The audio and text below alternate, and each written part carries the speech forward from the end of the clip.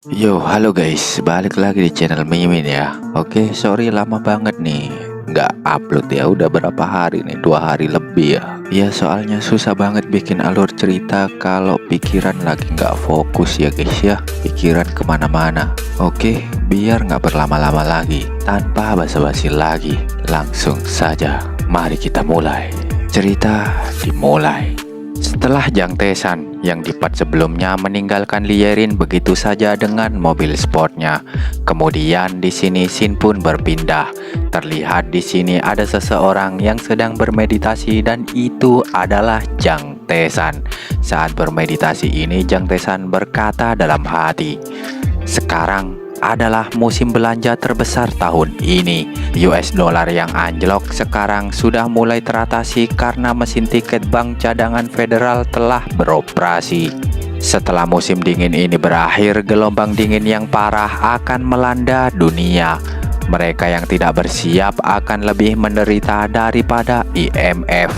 Mereka semua akan tersapu," ucap Jang Tae-san sambil mulai membuka matanya. Kemudian Shin pun berpindah lagi di apartemen Jang Tae-san. Di sini Jang Tae-san sedang gugup saat ingin melihat pengumuman hasil ujian di handphonenya. Namun saat perlahan melihat pengumuman yang ada di handphonenya, diberitahukan Universitas Korea, jurusan hukum, nomor ujian 44 dengan nama Jang Tae-san. Anda telah diterima. Raut wajah Jang Tae-san pun langsung sumringah yang menandakan ia sangat senang. Tak selang lama Jang Tae-san pun langsung menghubungi keluarganya. Di sini Jang Tae-san mengabari ibunya yang sedang berada di rumah. Ibu Jang Tae-san di sini cukup terkejut karena Jang Tae-san tiba-tiba saja berteriak di telepon yang memberitahukan kalau dia lulus ujian masuk di Universitas Korea jurusan hukum. Ibu Jang Tae-san pun juga ikut senang mendengarnya. Dia pun sampai berlinang air mata karena sangat terharu mendengar kabar tersebut dari Jang Tae-san. Si ibu pun juga memberitahu ayah Jang Tae-san yang tak jauh darinya tentang kabar anaknya itu. Dia pun mengatakan, "Sayang, anak kita, Tae-san diterima." "Apa? Benarkah?" jawab si ayah yang senang juga mendengar kabar itu. "Luar biasa, Jang Tae-san, anak kita, dia memang benar-benar luar biasa," teriak mereka berdua yang suaranya pun sampai-sampai terdengar keluar rumah. Karena merasa bangga Jang Tae-san anaknya itu bisa diterima di salah satu universitas bergengsi dan terkenal di Korea. Di tempat Jang Tae-san, terlihat Jang Tae-san sedang duduk santai sambil mendengarkan musik. Dia pun berkata dalam hati sambil memandangi telepon, "Diterimanya aku di Fakultas Hukum Universitas Korea. Ini adalah salah satu tindakan kecil untukku berbakti kepada orang tuaku." Namun di saat Jang Tae-san sedang enak-enak duduk santai itu sambil dengerin musik, dia pun tiba-tiba mendapatkan telepon dari CEO Nes Media.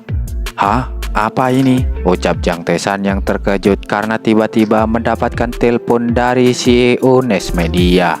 Di sini CEO Nes Media yang Mimin lupa namanya. Di telepon dia pun menanyakan kabar Jang Tae-san.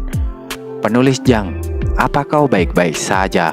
Jang Tae-san menjawab, "Ya, aku baik-baik saja. Apalagi sekarang aku telah diterima di Fakultas Hukum Universitas Korea." Mendengar hal tersebut, CEO Nes Media mengatakan, "Oh, selamat. Kalau gitu sekarang kau akan jadi juniorku." BTW, ternyata CEO Nes Media ini juga termasuk lulusan Fakultas Hukum di Universitas Korea, guys. Jang Tae-san bilang, "Ya, aku tahu itu. Tapi meskipun aku sekarang juniormu, masih tetap tidak akan ada yang berubah di antara kita kan?" CEO Nes Media menjawab, "Hahaha, memangnya apa yang akan berubah? Aku sudah sangat senang dengan karya tulisanmu yang sangat bagus dan cepat.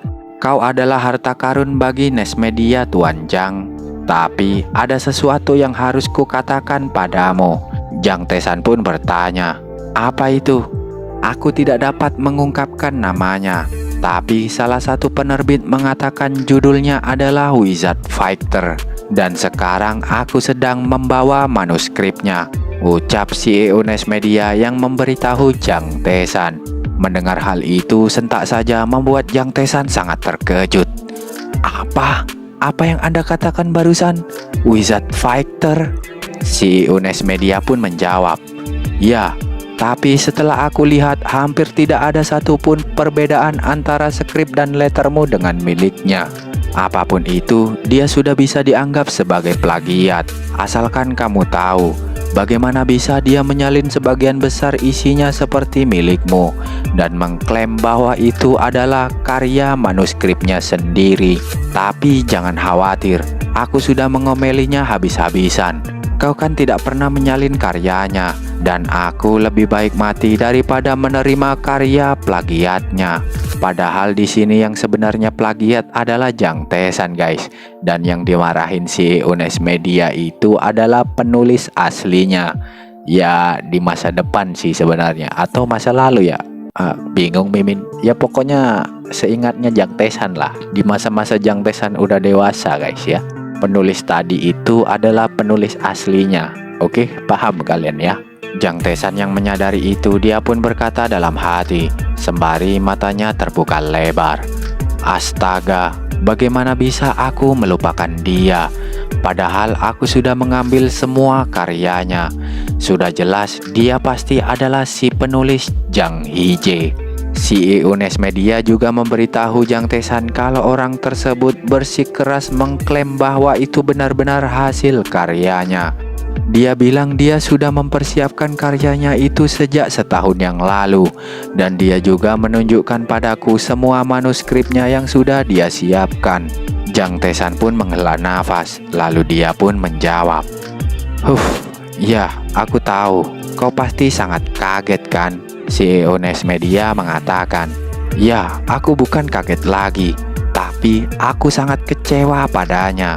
Aku juga bingung apa yang harus aku lakukan padanya. Tapi baru-baru ini dia membawakan manuskrip lain. Apa? Manuskrip lain? Ucap Jang Tae-san. Jang Tae-san pun bertanya, memangnya ceritanya tentang apa? CEO Nes Media menjawab, novel tersebut berjudul I Am Nobleman. Apa? I Am Nobleman? Jang Tae-san di sini sangat terkejut saat mendengarnya. Dia pun juga berkata dalam hati, itu sedikit mengacaukan timeline. I Am Nobleman awal dari berbagai novel sekai yang populer. Contohnya seperti Right Trop akan sukses besar dengan dimulainya pasar e-book.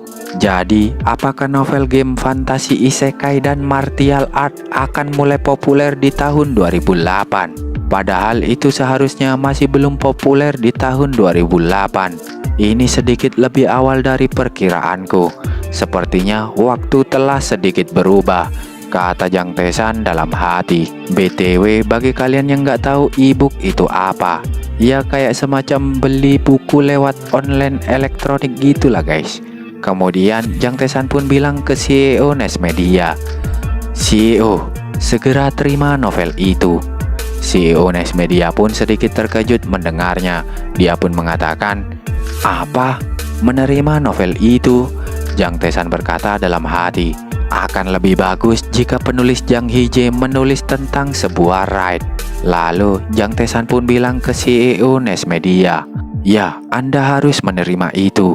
Aku yakin novel itu pasti akan sangat populer. Bukan populer lagi guys, tapi emang bener-bener bakal populer di masa depan. Soalnya di masa depan Jang Tae-san udah populer guys. Nggak tahu lah masa depan apa masa lalu guys ya, regresi pokoknya. Di regresi sebelumnya Jang Tae-san udah melihat novel itu sangat populer guys. Oke, lanjut. CEO Nes Media pun menjawab, apa? Akan sangat populer? Jang Tae-san mengatakan, ya, aku punya feeling yang bagus. Pastikan untuk mencetak setidaknya 5.000 eksemplar untuk edisi pertama. Hah? 5.000 eksemplar? Apa aku tidak salah dengar? Ucap CEO Nes Media. Jang Tae-san pun bilang, ya, kalau Anda tidak mau, biarkan aku yang akan menjaminnya untuk 10.000 eksemplar. Setelah mengatakan itu, Jang Tae-san berkata dalam hati, "Penulis Jang Hee-jae, maafkan aku. Karena mulai dari sekarang, karya tulismu akan menjadi sumber untukku menghasilkan banyak uang." Jang Tae-san di sini bilang ke CEO Nes Media, "Pastikan untuk mempublikasikannya dan biarkan aku yang akan menjamin itu." Dalam hati Jang Tae-san berkata, "Setidaknya dengan begini aku bisa membayar sedikit rasa bersalahku kepadanya." Penulis Jang Hee-jae, jika kita bertemu nanti, aku akan memberimu kue beras. Kemudian Shin pun berpindah di sebuah gedung perbelanjaan Gusegai, atau biar lebih mudah kita sebut aja mall lah ya guys ya.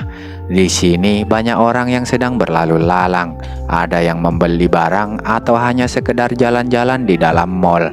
Terlihat juga di sini ada Jang Tae-san bersama ibunya yang ingin berbelanja di mall ini juga. Jang Tae-san di sini berkata ke ibunya, "Bu, kau sudah lama tidak datang ke sini kan?" Ibu Jang Tae-san mengatakan, "Ya, sepertinya terakhir kali aku datang ke sini sekitar 10 tahun lalu. Ini pertama kalinya aku ke sini lagi sejak ayahmu pensiun dan pindah ke pedesaan." Jang Tae-san pun bertanya, "Bu, kenapa ibu menyukai ayah?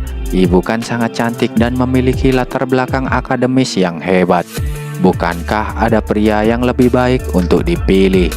Ibu Jang Tae-san bilang, "Ya, dia bilang itu cinta pada pandangan pertama dan dia ingin berkencan denganku. Aku bertemu dengannya beberapa kali karena dia sangat keren.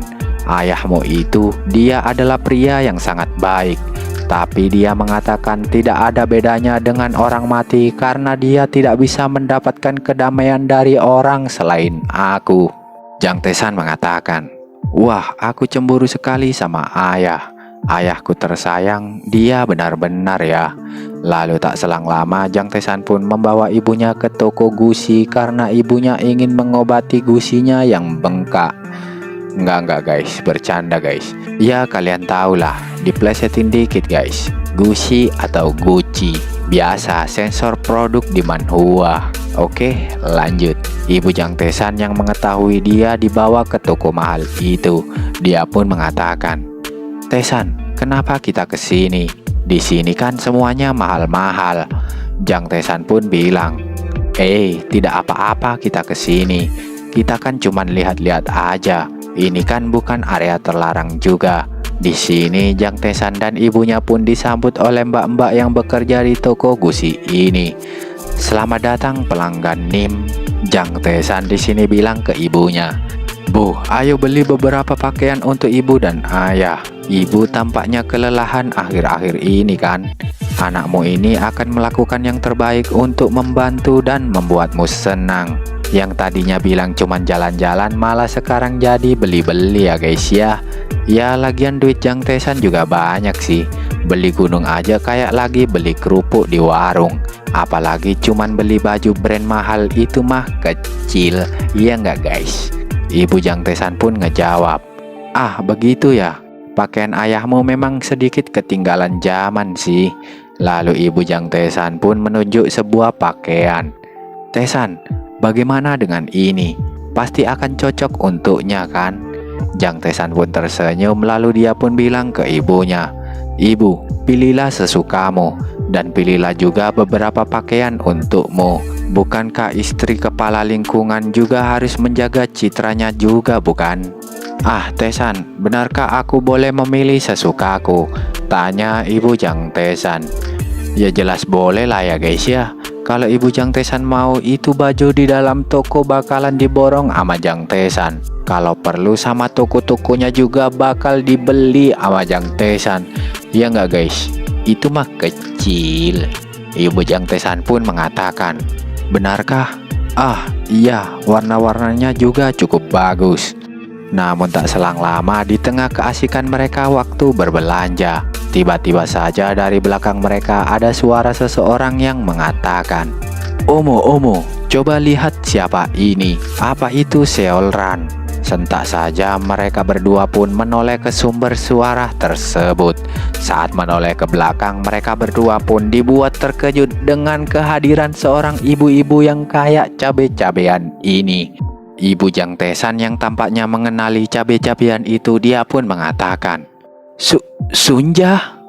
Ternyata nama ibu cabe-cabean ini adalah Sunja guys. Mulai dari sini Mimin bakal panggil dia Sunja aja ya, daripada cabe-cabean, biar lebih mudah.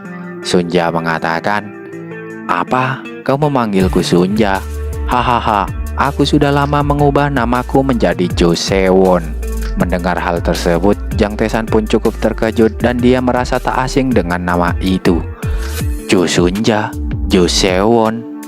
OMG, tidak mungkin dia Jo Sunja yang ku ketahui di masa lalu kan? Kemudian Jang Tae-san pun mengingat kejadian Jo Sunja waktu ditangkap polisi. Dan Jang Tae-san berkata dalam hati, Jo Sunja wanita yang pernah menggemparkan Korea pada tahun 2016 silam. Tapi kenapa dia mempunyai wajah yang berbeda dari yang ku ingat? Mungkin hanya namanya saja yang sama kali ya. Hahaha, ini sedikit mengejutkanku. Tidak mungkin dia Jo Sunja yang itu kan?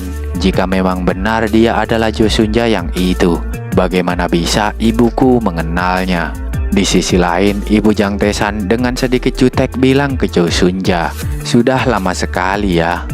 Jo Sunja menjawab, ya sudah sangat lama. Apa kau tahu, aku sangat terkejut ketika aku mendengar bahwa kau diusir dari rumah 20 tahun yang lalu. Aku bertanya-tanya bagaimana bisa itu terjadi pada Queen Bee di kampus kita.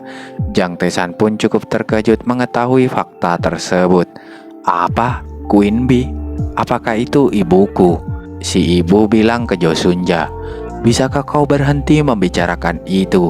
Hahaha, baiklah, baiklah.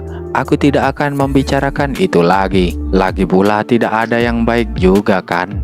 Jo Sunja pun bertanya, lalu apa yang sedang kau lakukan di sini? Aku dengar kalau kau sekarang tinggal di pedesaan. Pasti kehidupanmu sekarang sangat sulit. Bukankah bertani itu sangat susah dan banyak serangga? Benar kan? Ibu Jang Tae-san menjawab, sebenarnya apa yang ingin kau katakan? Ucap Ibu Jang Tae-san. Dalam hati Jo Sunja mengatakan, ho, lihatlah, dia sekarang menjadi ibu yang tangguh ya. Lalu Jo Sunja pun bilang ke Ibu Jang Tae-san, maaf, soalnya sudah begitu lama aku tidak bertemu denganmu. Aku jadi lupa tentang kepribadianmu yang penuh semangat itu. Tak tahan ibunya terus direndahkan. Jang Tae-san pun ikut nimbrung ngobrol juga dan dia mengatakan, Ibu, sebenarnya siapa bibi gendut ini? Apa? Bibi gendut? Ucap Jo Sunja yang terkejut dan tak terima dirinya dikatain gendut. Apakah yang akan terjadi dengan mereka ini setelah Jang Tae-san mengejek Jo Sunja barusan? Akankah ada adegan jambak-jambakan antara Jang Tae-san dan Jo Sunja di part selanjutnya? Jika penasaran, tetap saksikan kelanjutannya hanya di channel Mimin ini ya guys ya. Dan setelahnya, cerita pun bersambung.